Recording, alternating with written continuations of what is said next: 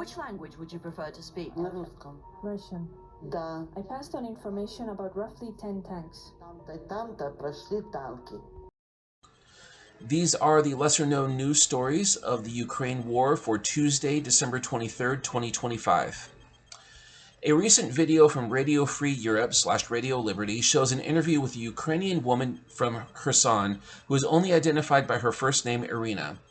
Irina is currently incarcerated in a women's prison in a part of eastern Ukraine that isn't controlled by Russia. She's serving an 11-year sentence after she was convicted of treason for passing information about Ukrainian military positions to Igor Kostyukevich, a deputy of Russia's State Duma who was sanctioned by the UK and US for his involvement in the Ukraine war.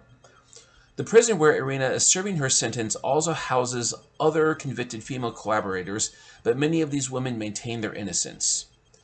Many of Kherson's residents were angry with the Russians and confronted them with insults and physical attacks when the Russians arrived to occupy the city in February 2022, but Irina was glad to see them. She said of the Russian occupiers, So when the Russian army entered Ukrainian territory, They brought order. so you don't see it as an invasion? Да нет. Я за Россию. I don't think so. I support Russia. I'll say that right away. I support the Russian government. Why? I'll tell you why.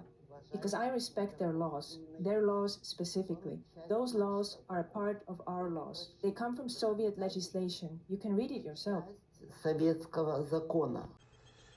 Irina also stated that her father worked for Joseph Stalin's NKVD secret police during the Soviet era, which might further explain why she was so willing to collaborate with the invading Russians.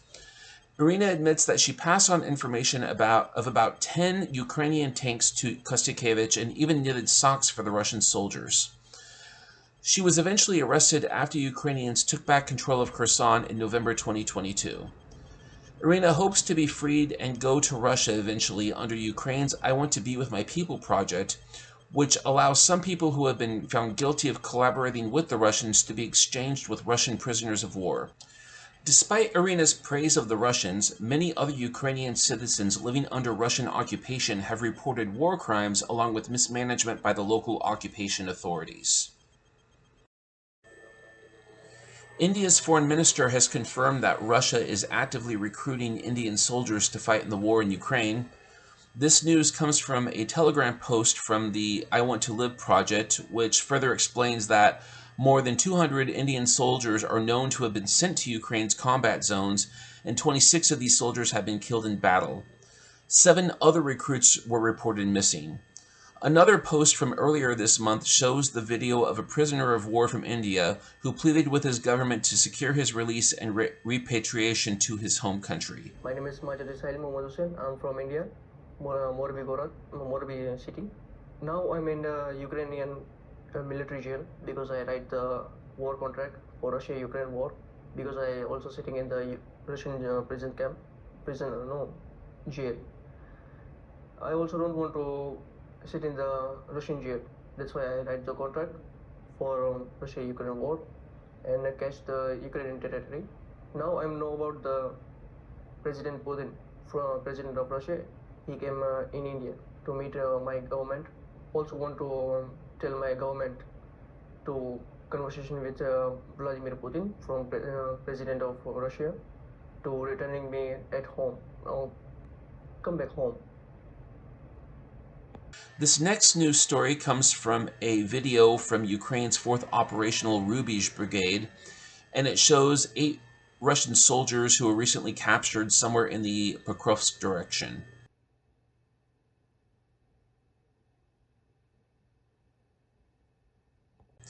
In the video, one of the soldiers stated that he had been a drug addict serving time in prison when he was offered a military contract to fight in the war.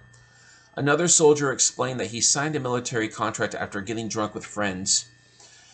A Ukrainian-born soldier from Donetsk said that he wanted to become a priest, but he agreed to fight for Russia in the war after he relapsed into his vodka addiction.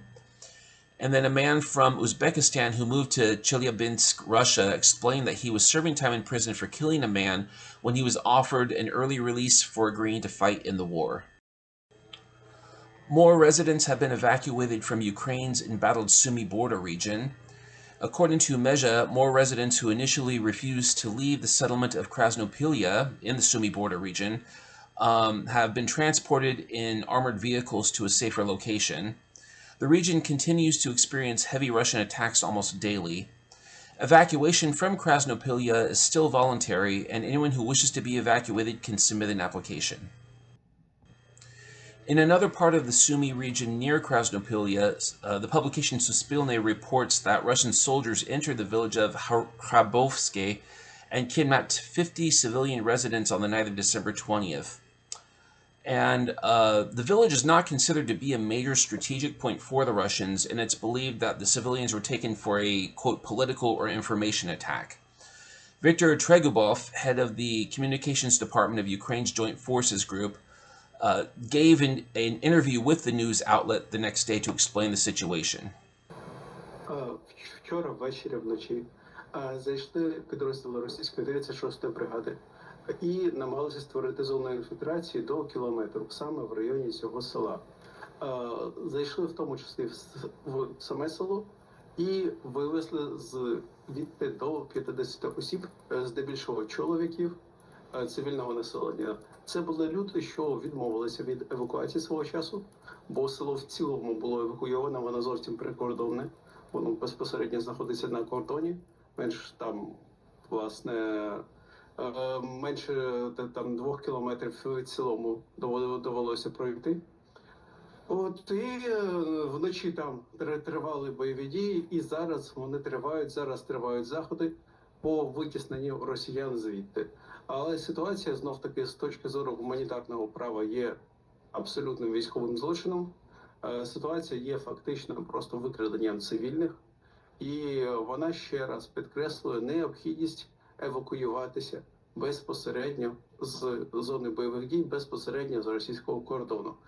Як ми бачимо, ось ще донедавна Грабовське не було там не було безпосередніх зіткнень. Це був відносно мирна частина кордону. Тут заходить російська 36-та бригада і просто викрадає людей. От так і відбулося. Звісно, зараз робляться усі дії для того, щоб росіян звідти вибити, і, скоріш за все, вони будуть звідти вибиті, але питання в тому, що вони вже, скоріш за все, встигли когось викрасти, бо діють просто як терористична організація.